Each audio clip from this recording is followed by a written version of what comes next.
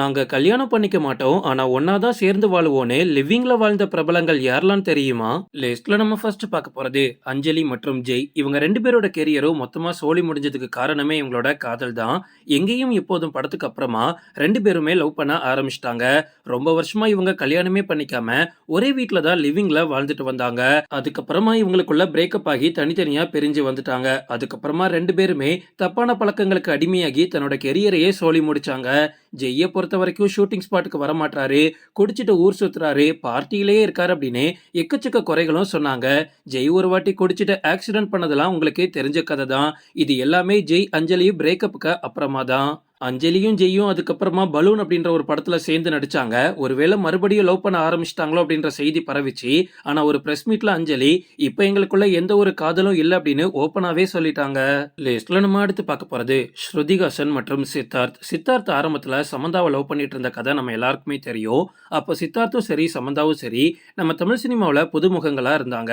இவங்க 2 பேரும் லவ் பண்றாங்க, லிவிங்ல இருக்காங்க அப்படின்னு எக்கச்சக்க நியூஸ் ஓப்பனாவே வெளிவந்துட்டு இருந்துச்சு.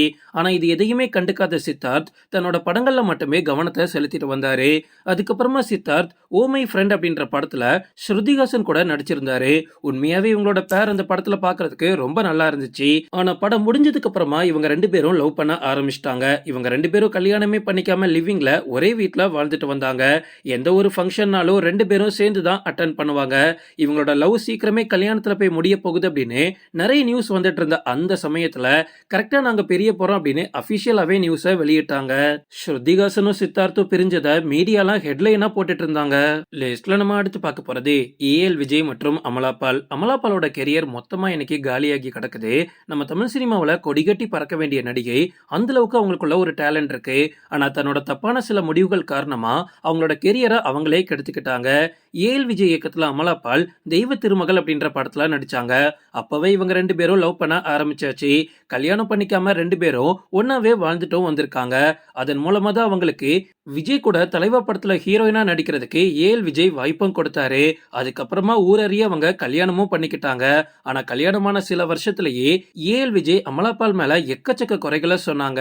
அமலாபால் தம் அடிக்கிறாங்க, சரக்கு அடிக்கிறாங்க, ஒழுங்கா குடும்பத்தை பாத்துக்க மாட்டாங்க அப்படின்னு இதுக்கு மேல இந்த ரிலேஷன்ஷிப்பை தொடர முடியாதுன்னு அபிஷியலா விவாகரத்தும் வாங்கிட்டாங்க.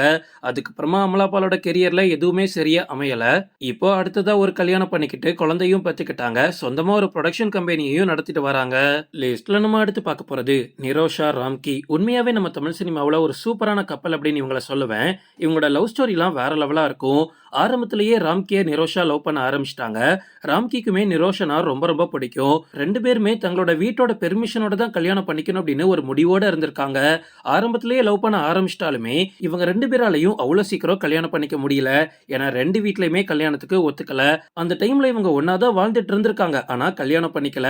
இந்த ஜோடி ஒரு கட்டத்துல கல்யாணமே வேண்டாம் அப்படின்னு முடிவு பண்ணிருக்காங்க. அதுக்கப்புறமா வீட்டோட பெர்மிஷனோட 1995ல கல்யாணம் பண்ணிருக்காங்க. லிஸ்ட்ல நம்ம அடுத்து பார்க்க போறது நயன்தாரா மற்றும் பிரபுதேவா. 2 பேரோட வாழ்க்கையிலுமே இது தேவையே இல்லாத ஒரு காதல் கதை தான். நயன்தாராவோட கெரியர் நல்லா போயிட்டு இருந்துச்சு. பிரபுதேவாக்கும் ஏற்கனவே கல்யாணம் ஆகி குழந்தைகள்லாம் இருந்துச்சு. அவங்க வாழ்க்கையை பார்த்துக்கிட்டு சும்மா இருந்திருக்கலாம். ஆனா தேவையே இல்லாம லவ் பண்ண ஆரம்பிச்சு மும்பைல ஒரு வீடு எடுத்து லிவிங்ல இருந்தாங்க. அந்த டைம்ல பிரபுதேவா அபிஷியல் டைவர்ஸ் கூட கொடுக்கல தன்னோட முதல் மனைவிக்கு. பிரபுதேவாவோட முதல் மனைவி ஒரு பிரஸ் மீட்டை கூப்பிட்டு நயன்தாராவை போட்டு கிளின்னு கிழிச்ச கதை கண்டிப்பா உங்களுக்கு தெரிஞ்சிருக்கும். நயன்தாரா பிரபுதேவாவோட பெயரெல்லாம் தன்னோட உடம்புல பச்சை குத்தி இதுதாண்டா உண்மையான காதல்னா சொல்லிட்டு இருந்தாங்க. ஆனா ஒரு கட்டத்துல 2 பேரும் அடி போட்டு பிரிஞ்சாச்சு. லிஸ்ட்ல நம்ம அடுத்து பார்க்க போறது கமல் மற்றும் கௌதமி. கமலுக்கு ஏற்கனவே 2 கல்யாணம் ஆகி தனியா வாழ்ந்துட்டு இருந்த சமயத்துல கௌதமிய காதலிக்க ஆரம்பிச்சிருக்காரு. கௌதமிக்கும் கமலை ரொம்ப பிடிச்சு போனதுனால சில வருஷங்களா ஒரே குடும்பமா லிவிங்ல வாழ்ந்துட்டு இருந்தாங்க. 2020 வரைக்கும் நல்லா தான் போயிட்டு இருந்துச்சு.